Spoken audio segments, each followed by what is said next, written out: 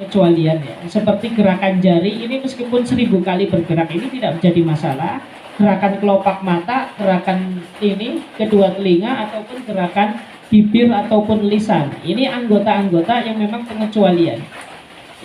Termasuk gerakan mata juga ketika kita lirik-lirik itu tidak membatalkan sholat, hanya saja ini makruh selagi tidak diiringi dengan gerakan kepala. Menurut madhab kita, beda dengan madhab Maliki. Ya, jadi itu ya yang dimaksud dengan bibi'lin qalilin. Sebagaimana ketika kita ingin melakukan serbanan di tengah-tengah sholat. Wa yata'akkadu aidan li tilawati Qur'anin aw haditsin aw ilmin syar'iyyin. Dan dikuatkan pula, artinya sunnahnya ini ditekankan setiap kali kita membaca Al-Quran. Caranya tadi ya, baik itu dengan kayu arok atau dengan menggunakan sesuatu yang kasar, serban, ujung baju ataupun lain sebagainya.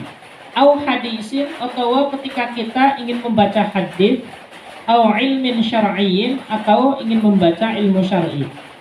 Au tahayyuri famin rihan, atau ketika mulut kita mengalami bau atau ketika bau mulut kita itu mengalami perubahan, maksudnya adalah bau yang tidak enak. Au launan, atau mulut kita itu mengalami perubahan warna, dalam ini maksudnya adalah gigi juga bisa. Binahwi naumin, sebab tidur. Au aklin karihin, atau memakan sesuatu yang memiliki bau yang tidak sedap, petek misalkan. Ya ini ya, makan petai ya, itu boleh, tapi kalau sholat itu ya disunahkan dihilang.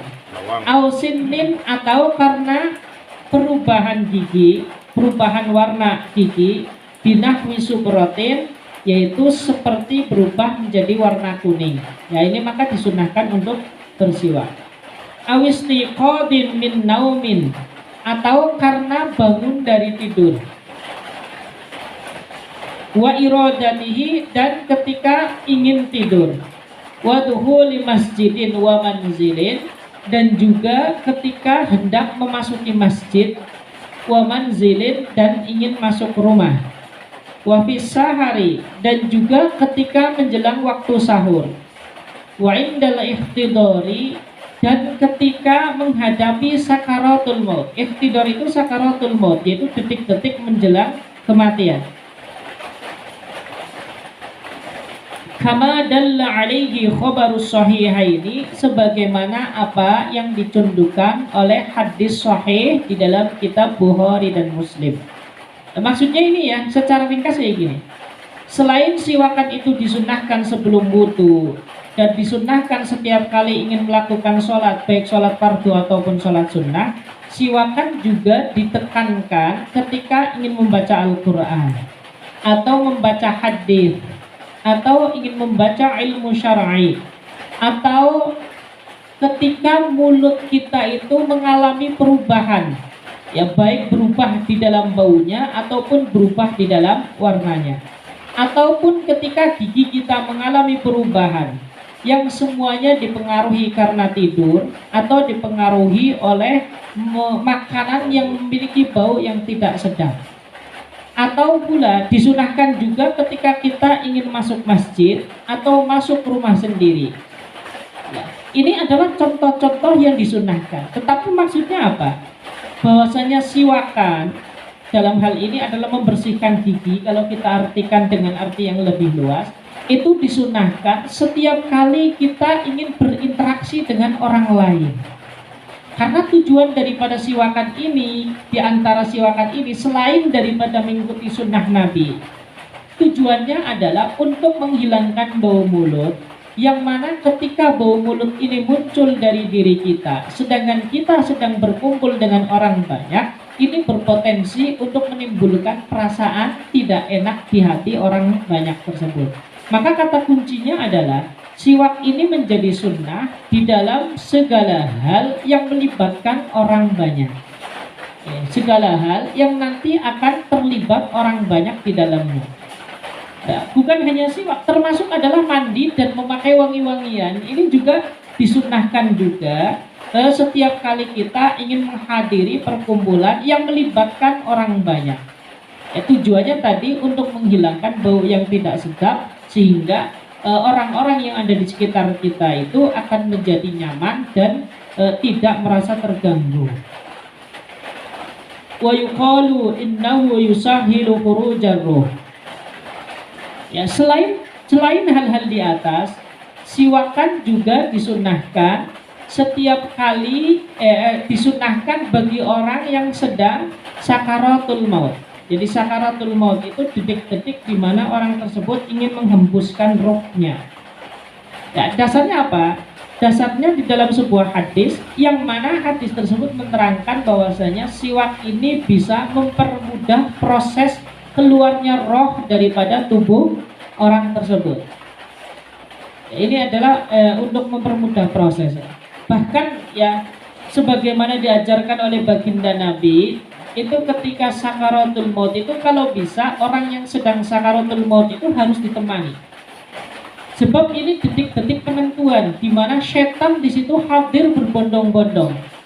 Maka harus ada yang menemani, menghadirkan siwak. Kan orang sakaratul maut itu kan seperti orang kehausan. Maka cara memberikan minum itu jangan digelegep dengan air, tetapi bibir atau lidahnya itu dibasahi dengan menggunakan siwak.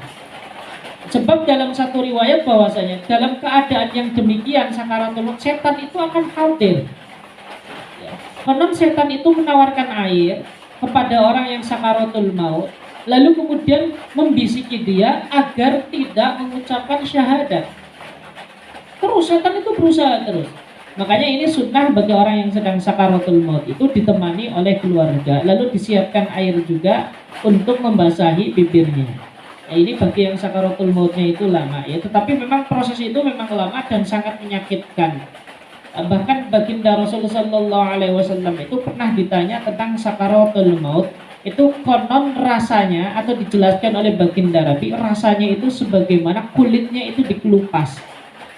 Ini rasa orang yang sedang sakaratul maut. Makanya di dalam doa selamat itu kita selalu diajarkan untuk membaca Allahumma hawwin alaina fi sakaratil maut. Ya Allah, ringankan bagi kita semuanya ketika kita itu menghadapi sakaratul maut. Itu demikian. Wa akhadha ba'duhum min dzalika ta'aqqudahu lil maridi. Wa akhadha ba'duhum, sebagian ulama lalu mengambil min dzalika dari kesimpulan tadi yang mengatakan bahwasanya siwak itu bisa mempermudah proses sakaratul maut. Ta'aqqudahu lil maridi, disunahkan juga, ditekankan juga bagi orang yang sedang mengalami sakit. Karena orang yang sedang mengalami sakit itu kan sangat rawan ya, bisa jadi akan datang maut itu dalam waktu yang tidak diduga-duga. Ini bisa saja terjadi. Wa yanbaghi ayyan wiya bisiwaki as-sunnata liyutaba alaihi. Wa yanbaghi, dan selayaknya ayyan wiya bisiwaki, ketika orang bersiwak untuk berniat as-sunnata, kesunnahan, liyutaba alaihi, supaya bisa mendapatkan pahala. Maksudnya demikian. Ketika bersiwak juga hendaknya kita niat sunnah siwak. Jadi ketika kita bersiwak nanti kita baca nawaitu an astaka sunnatan lillah. Lalu nawaitu niat sapa ingsun an astaka ing arep yen to siwakan sapa ingsun sunnatan lillahi taala, krono sunnah lillahi taala, marang Gusti Allah taala. Ini juga tujuannya untuk apa? Supaya prosesi siwakan kita juga itu mendapatkan pahala. Nah, ini fungsi daripada niat itu di situ.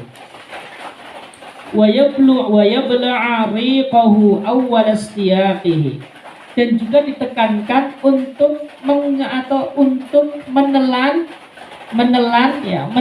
bekas siwak. Maksudnya ketika kita siwakan itu kan nanti ada air yang ada di mulut kita itu, yang merupakan air mulut, bukan air liur, tapi ini adalah air yang ada di mulut. Nah, ketika kita siwakan, konon kayu arok itu menyimpan zat, di mana zat tersebut itu bisa berfungsi untuk mempelancarkan proses metabolisme tubuh. Ini konon. Dibuktikan atau tidak ya ini tanya kepada ahlinya. Memang kalau kita lihat alasan-alasan fuqaha atau alasan-alasan ta'lilul ahkam yang ada di dalam kesunahan ini diantaranya adalah demikian. Untuk mempermudah proses metabolisme tubuh. Wa alla yamussahu, dan disunahkan untuk tidak menghisap siwak tersebut. Wa yundabu tahlilu qabla siwaki aw ba'dahu min atharit ta'ami wassiwaku afdalu minhu khilafan liman akasa. Wa yundabu, dan disunnahkan at-tahlilu, membersihkan gigi. Tahlil itu nyela-nyelani gigi, maksudnya membersihkan gigi. Qabla siwaki, sebelum bersiwakan, au ba'dahu, atau setelah kesiwakan, min atharit ta'ami, dari bekas makanan. Jadi disunnahkan kita itu tahlil. Tahlil itu yang menggunakan piting itu ya, itu yang di sate, biasanya orang habis makan sate itu kan ada itu ya, kayak semacam itu. Kemudian kita menghilangkan selilit yang ada di mulutnya. Baru setelah itu hilang semuanya, kita baru disunnahkan untuk bersiwak. Wasiwaku afdalu minhu, akan tetapi siwakan afdalu, lebih utama, minhu, dari tahlil. Jadi apa yang lebih utama antara tahlil dan siwak? Tentunya bersiwak itu jauh lebih utama daripada tahlil. Kalau lebih utama, maka yang diutamakan adalah siwak dulu baru tahlil.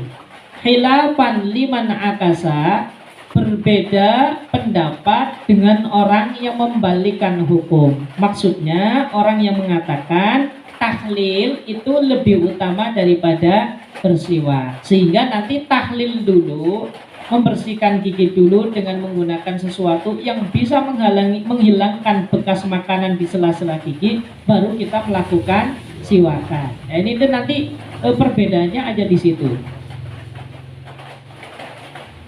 Wala yukrahu bisiwaki ghairihi in udhina aw ulima ridahu.